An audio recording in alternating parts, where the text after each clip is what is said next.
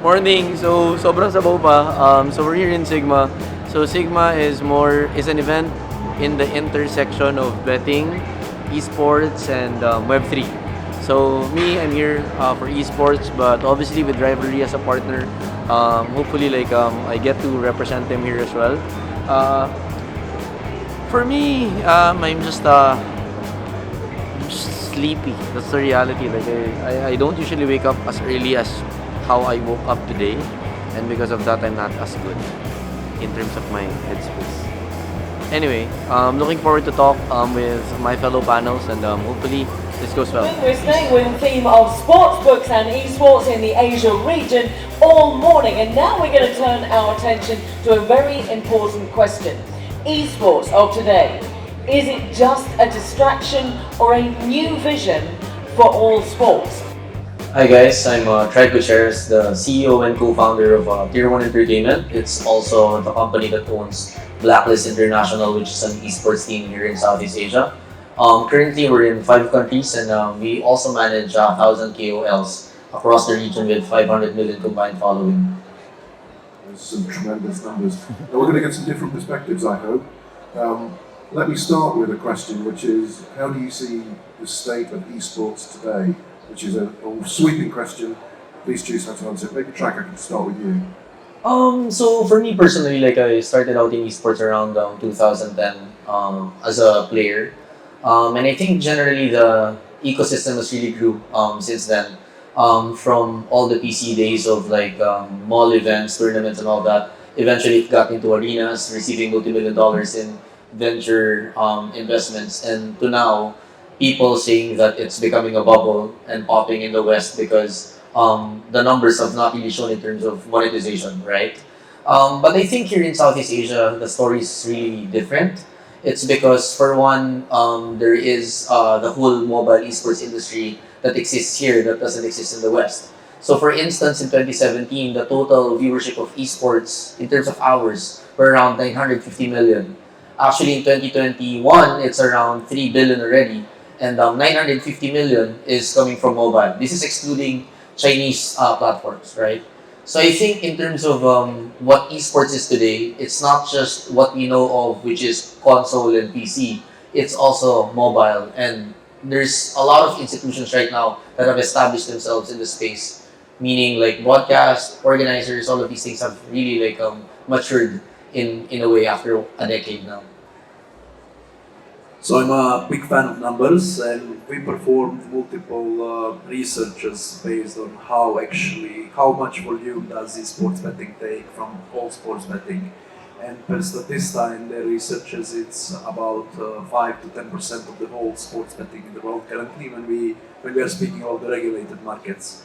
And commenting on that side is also we work with brands such as Stake.com that was mentioned on the earlier panel, Betway, YOLO Group, Sportbet, etc. Esports for them is pretty much the same as this report says, from 5 to 10% pretty much. Okay. Just to echo what Tryke was mentioning, because 2010 happened to be the year when we kind of offered esports as a fun product because our training director at the time is a big esports fan and thought it would be entertaining just to put the odds up. And if we sit on the side, and from year 2016, I think that's the first time we noticed it started becoming, a key part of our revenue, starting from Asia.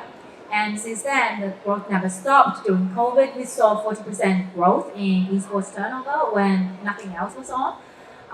In 2017, definitely, I think we saw that esports bubble popping had an influence on the esports turnover. But this year, we're back to the growth trajectory. Looking at the regional, definitely seeing a lot of interest from Southeast Asia, but LATAM as well is a huge market that's emerging for esports.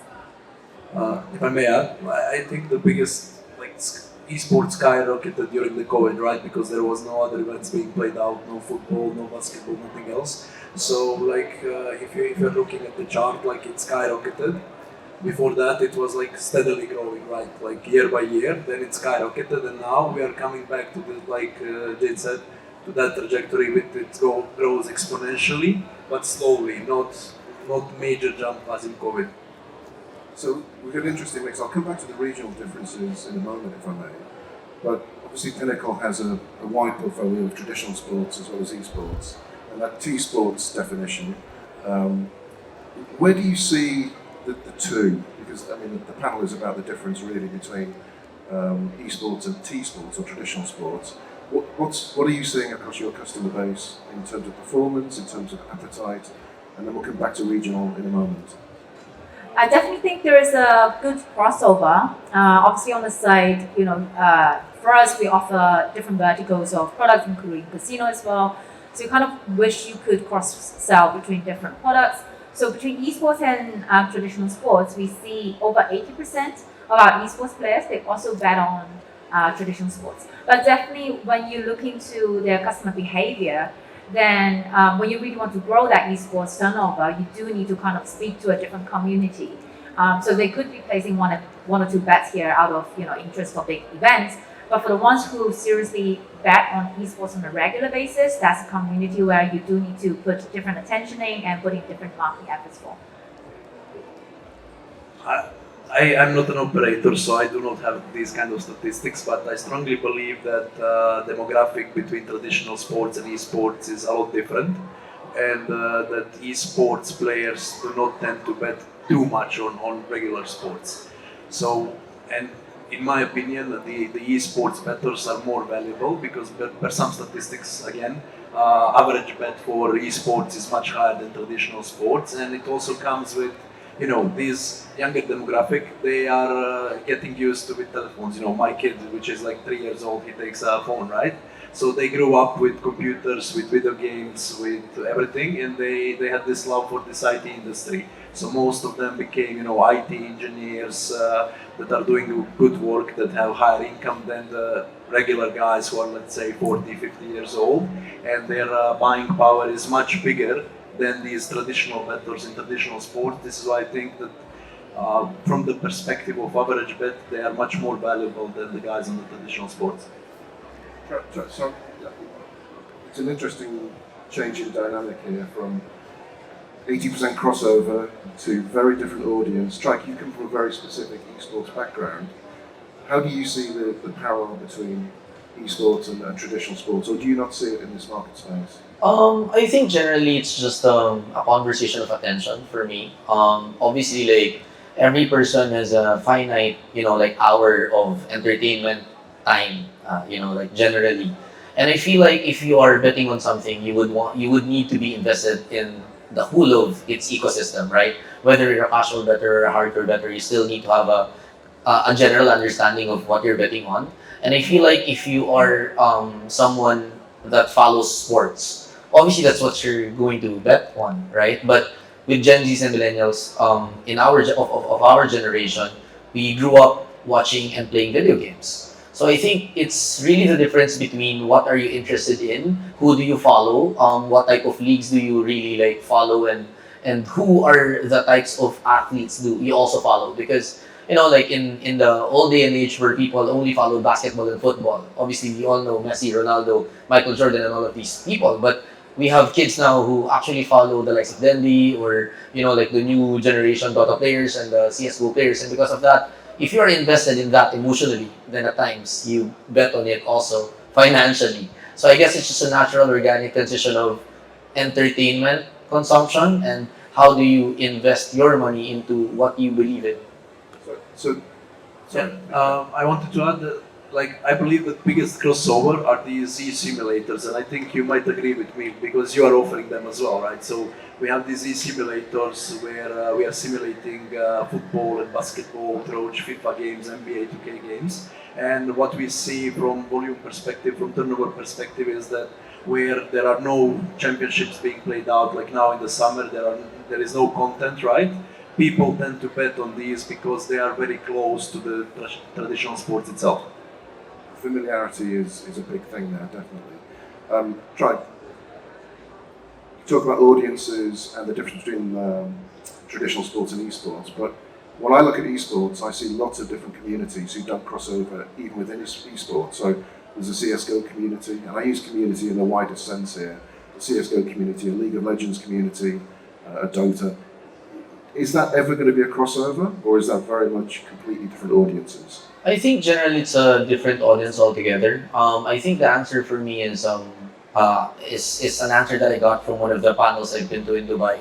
I think what he said resonated to me, and he said this. He thinks that in any country, there's usually a game that transcends to a certain, like culture in that country, and that makes people understand what esports is. So, for example, in the Philippines, it might have been Dota. For example, in Europe, it might have been CS:GO. In the US, it might have been League of Legends. In Japan, it might have been Valorant, right? But at the end of the day, I feel like the first game that will get into the mainstream of any country is just a first step towards understanding the others. Because once you understand the beauty that esports brings, like as an audience, of the feeling of it still feels like sports, you'll then understand what are the other games like, what are their communities and such. And that's why I think, in conclusion, what I want to say is also, I think she was right on when she was saying about you need to build a different infrastructure for your marketing when it comes to gaming. And at the same time, that's why community marketing and KOLs are very important. Because I think if you want to be able to localize your messaging towards different communities, then tapping a KOL in different communities is a way to go. And the second way is just really be in those communities at the same time, because it's not a top to bottom approach, but once you do this bottom to top approach in a way, it gets you organic reach and conversions that you might not be able to see in any traditional media as well.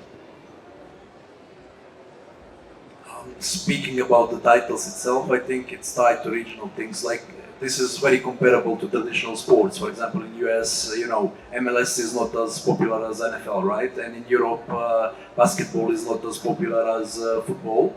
When you go to India, for example, everything is about the cricket.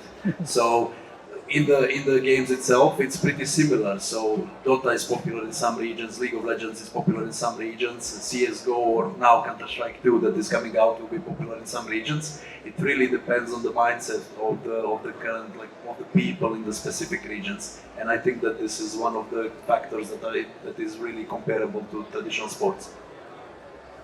So when we talk about community and engagement and understanding the consumer and putting a betting proposition to them, I've got two questions around this. The first is, what makes a good betting product? So if you take those esports, either a sports simulation or what I would call a conventional esport, what amongst those firstly makes a good betting proposition? And then the second part of the question will be, and who's doing it well? Who is engaging with those communities? Who's creating the markets and who's driving this industry forward? Jane, maybe I can start. Perhaps just to answer the first question, in my opinion, there are a few dynamics that adds to a good product. Obviously, coverage and uptime is quite important. The other important factor is this is happening across traditional sports and esports, but probably more so with esports. People love watching the game live, and that's when majority of the backing actions are also happening. So having a really solid live experience is also so crucial in gaining that traction as well as customer retention. And lastly, going back to the regional focus, localization is key. So understanding which market you're marketing. If you're targeting Southeast Asia, the mobile titles and the Dota is absolutely important. And if you're looking at Nordics, for example, then CS:GO is your top market. So understanding that region and investing in that community is also key. Well, we are here speaking about this so-called Generation Z, right? So Generation Z span of attention of young people is very short. So you need to keep them entertained to actually and keep them engaged. And what Jade mentioned, uptime of it is really important, and also number of the side markets that you're offering during the live. There are studies from network of our clients, more than 80% of turnover happens in live, which is like a big, massive chunk of turnover. And to get that kind of a turnover, you need to have a big number of side markets that will keep these players engaged. And also, like in terms of widgets, different statistics, you don't want them to go somewhere else. You want to have like this full house product that when they come to your website, they can find everything they need to in order to place a bet, and then you need to offer them these side markets, to make them interesting. Like the new product such as player props, but not traditional one like in sports. There is like a battle of players. So for example, you're gonna have in CS:GO Simple versus Zygo, and you're gonna bet who gonna perform better at a certain match. So it's very entertaining for the younger of the audience because, like colleague said, like they're fans of these players, like. Older people are fans of football players, basketball players, etc. So they want to see them succeed in this. I mean, to me, like as someone who's been, like looking into the space and is endemic in the gaming space, what I see personally is, of course, at the core of it is you need to be able to pick between who are the winners in the most relevant matches across the world. I think that's the first one.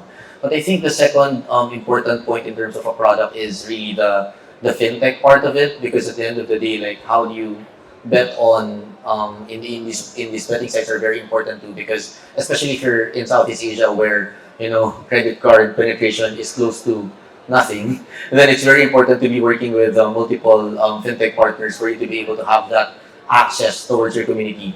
And I think the third is really lowering the bite size in terms of being able to do things in your site, because not a lot of people here are ready when it comes to like bigger basket sizes when it comes to their plays.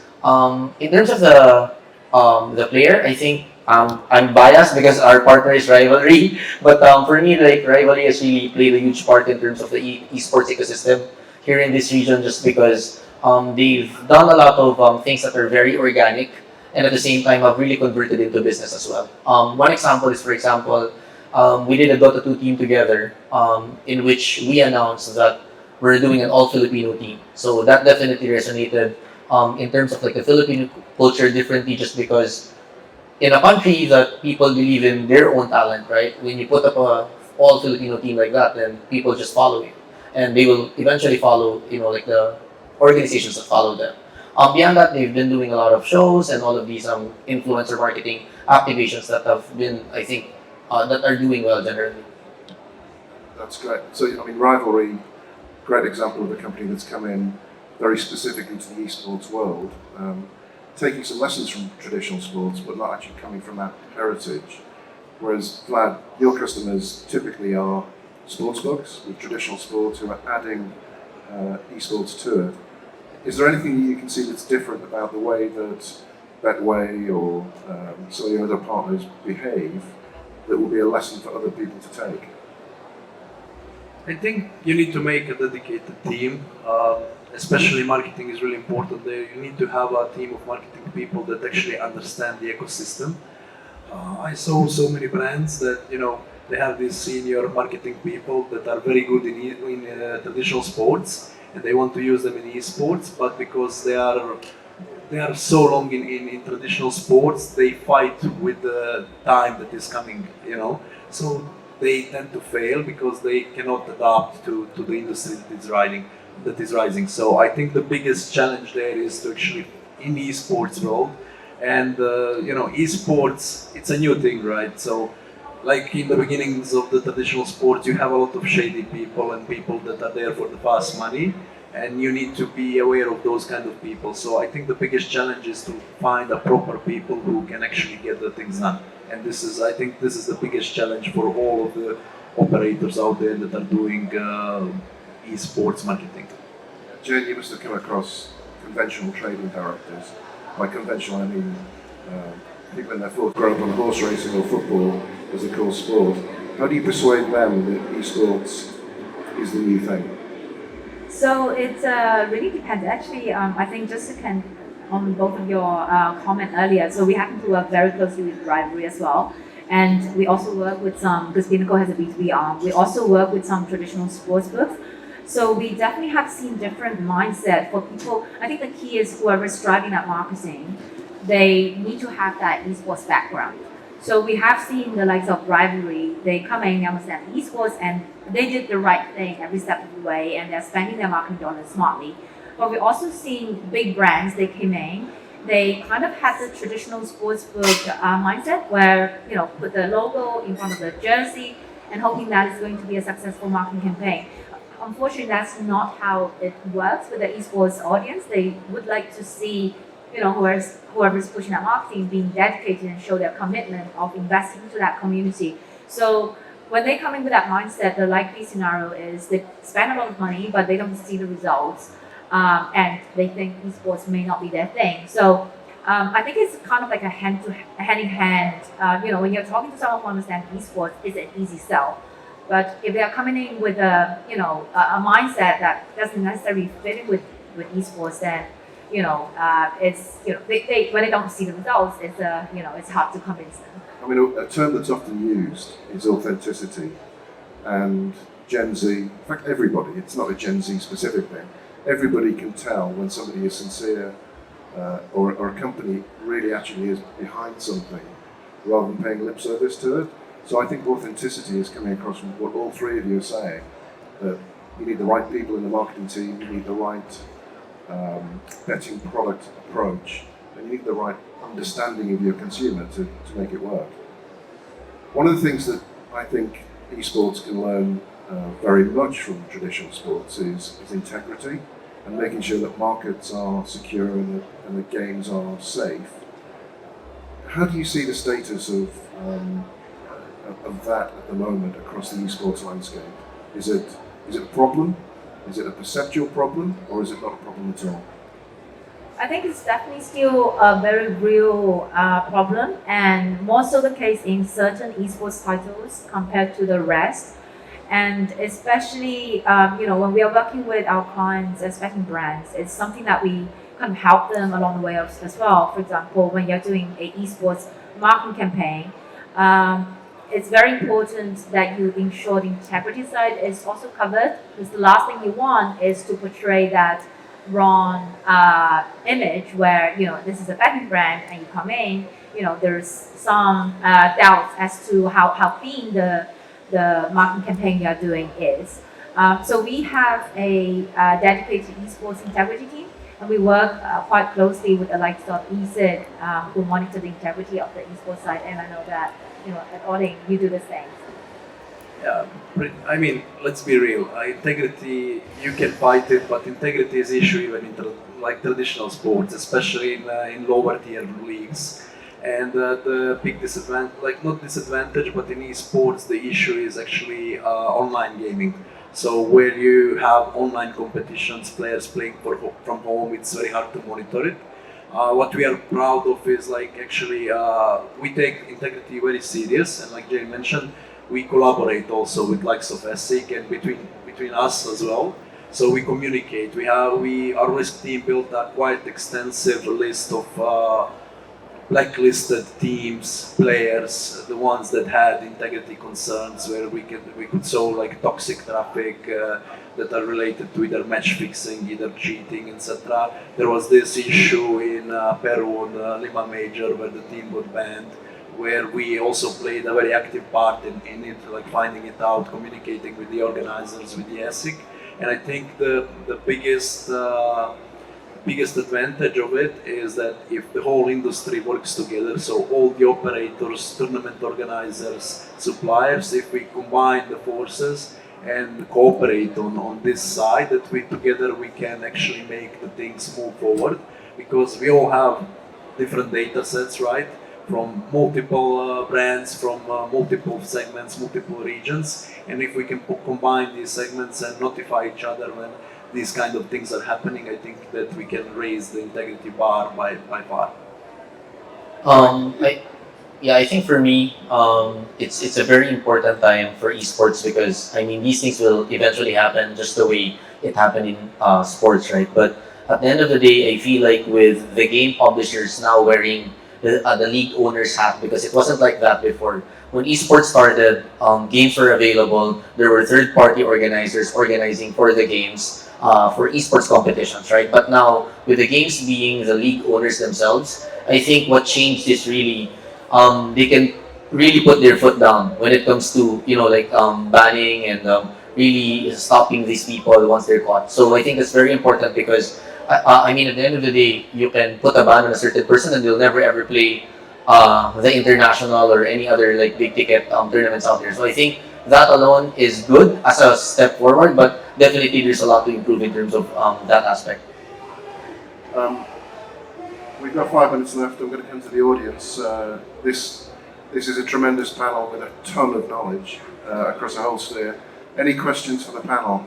Hello. Hi, I'm Anne from Rivalry. Thank you for mentioning us. I just have a question. You mentioned that esports marketing is very important, which we totally agreed on. And as experts in the field, are there specific esports trend that you see is upcoming or something that we can capitalize on in terms of marketing? Because in Rivalry, we explored already sponsorships, influencers, but are there any new insights in the esports industry that you think that is something that marketers can actually capitalize on in the next few years or few months? I think personally, at the end of the day, marketing is really about stories and who are telling the stories.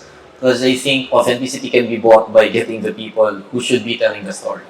But I think in terms of esports, what I don't see yet that I think is going to happen is there will be more meet and greet activations across different regions that don't include tournaments.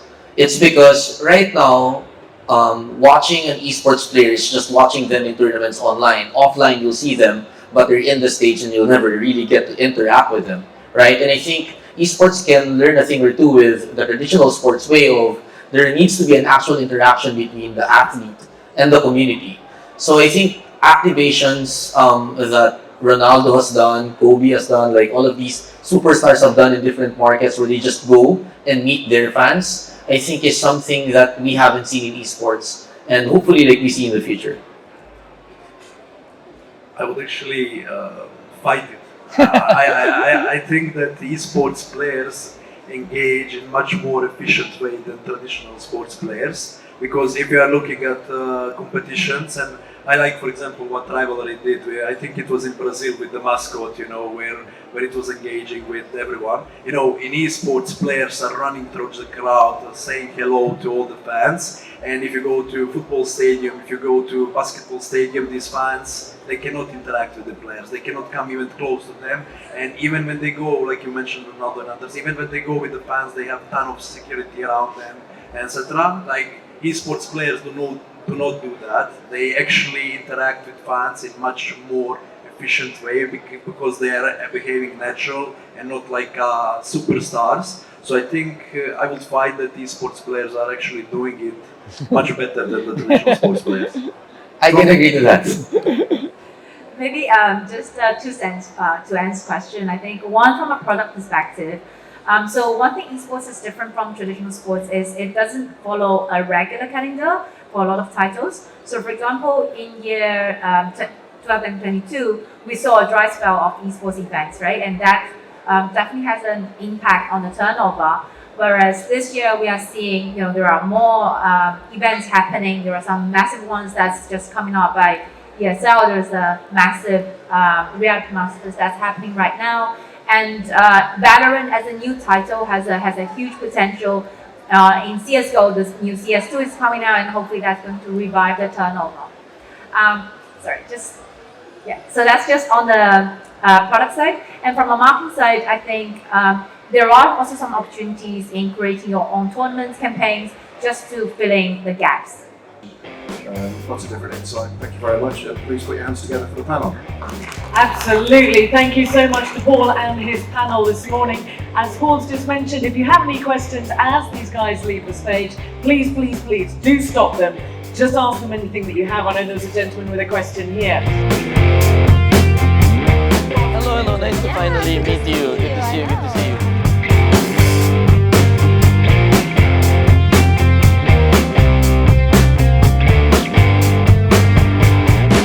So, I'm finally done speaking in this event.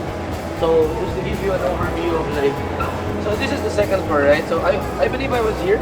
Oh no, I was in the, this one.